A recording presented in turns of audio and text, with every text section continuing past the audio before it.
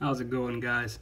So I'm going to do a quick little video on modeling for beginners because I am one. You're actually looking at all three that I've ever done, and some tips and tricks I've learned along the way, and some things that you absolutely need to have if you want to build what I think is a quality model. So, and also I'm going to do a quick review of the 1978 Ford F-150 4x4 Firestone edition from AMT. It gets a lot of negative vibes, so I'm going to go over that too. So this was actually my very first ever. This is a 1968 Dodge Charger. And I learned a lot of lessons. So one, I did use standard spray paint to paint this car with some clear coat.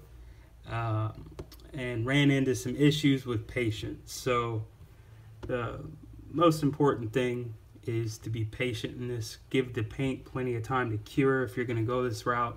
Even if you're going to hand paint it, give it time to cure. Otherwise, any messing around with glues can be very harsh. They're going to fog the paint. Any drops that you get on the paint is going to take the paint away and of course affect how the car looks overall. So definitely give that some time to cure. On this truck, I gave it about almost a week after painting it to let the paint do its thing.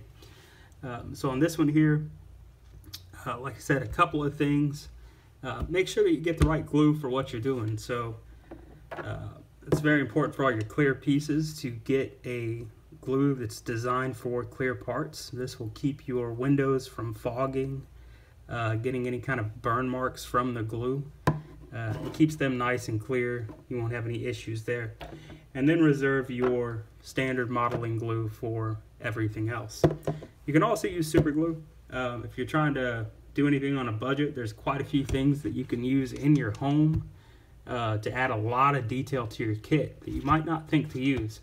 So for instance, on this particular truck here, it is a Ford F-150, but you might notice that that is a 426 Hemi under the hood. I know you guys are going to freak out about me switching a Hemi into a Ford. Whatever. I thought it was a cool idea.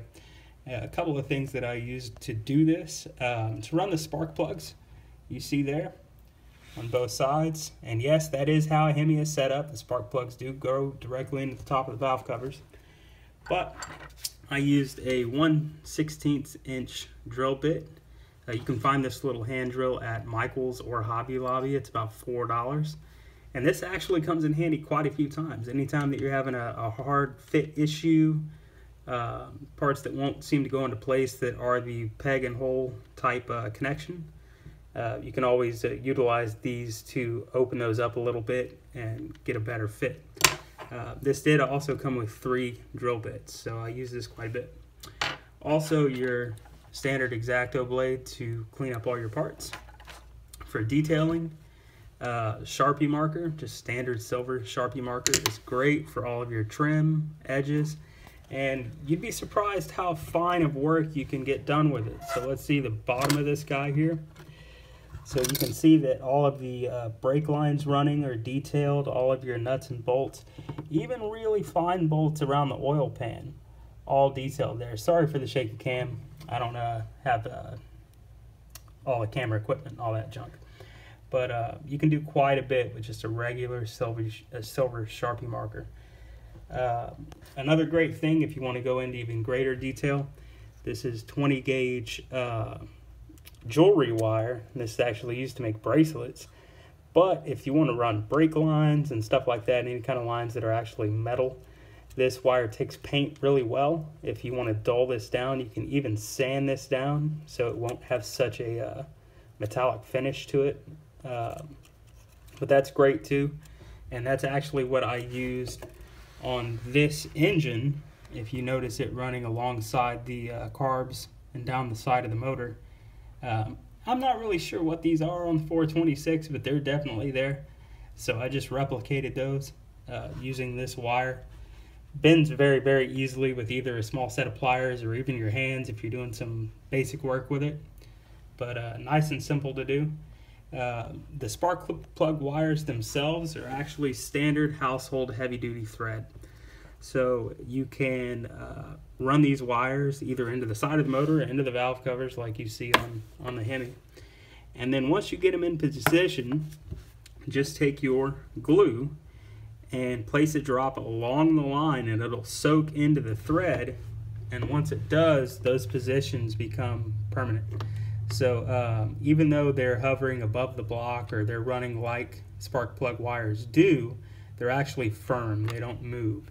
So you don't have to worry about them coming disconnected or them getting out of place or anything like that. Kind of a easy little deal, and this is very cheap. This is about 90 cents a roll. And of course you can get it in any color. So if you want a more performance look, you can run yellow or red or blue or whatever you want to do, and that'll also help you get a more realistic look to your builds. Some more lessons learned. This particular GT350 was molded in black, so I figured, you know, great idea, I'm just going to clear coat it and see how it comes out. Now it actually came out pretty good. The problem is I did not put multiple coats on this, and I wasn't very careful with my glue. I wasn't patient, so there are quite a few flaws in this paint. So again, patience is everything. And of course, take your time to throw in details, and do your research on what the car looks like from the factory if you want a realistic build. For instance, on this Charger, if I turn it over on its side here, you'll notice that the paint actually stops. Now, in Dodge's factories back in the 60s and 70s, they did not do any kind of paint work on the bottom of the cars. They flashed the sides, so it left a strip in the middle that was either primer or black, and you could see the factory paint stop. So that's duplicated here. It just depends on how much you want to do. If you're a beginner and you just want to burn some time by building some of these, they're a lot of fun. If you really want to put some time into them, you can get a surprising amount of detail out of these. You just have to decide how far you want to go with it. Now, after all that, let's look at this 78 Ford F-150. Now, this gets a lot of flack, this kit, for some reason. I'm not really sure why. There's complaints that the kit's very difficult to build. Granted, one very big issue with this kit is this instruction sheet. And when they say instruction sheet, that's exactly what they mean, because it's one sheet. And it's not very detailed. You do a lot of guesswork, and you have to be very, very careful in paying attention to the particular steps in this kit. One being cutting these particular tabs off of the frame. If you don't do this, none of the body lines match up. I've watched several videos of people that have built this kit and have ran into issues with, of course, none of the body lines meshing up and parts not fitting, drive shafts not going where they're supposed to. It's all due to these tabs. So just pay very good attention to this when you're building. Of course, mine is not complete, but I am to the point where the cab and the bed is mounted on the frame. All the body lines are straight for the most part. No real issues with it. Quality is actually pretty good on the kit. The detail is good. There's a couple of things that kind of lead me to believe this is a much older mold. One being that this front grille is one piece. So the headlights and turn signals and this is all one piece molded in chrome.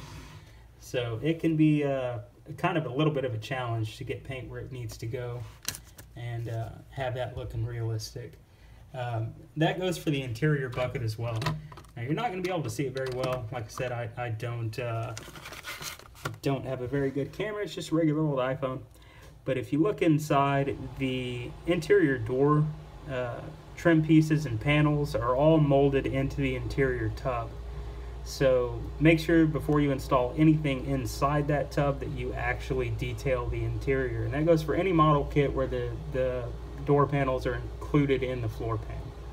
Most of the kits from Revel and companies like that are newer molds, you're not going to have those issues. Those door panels will be separate, and that makes it much easier for detailing.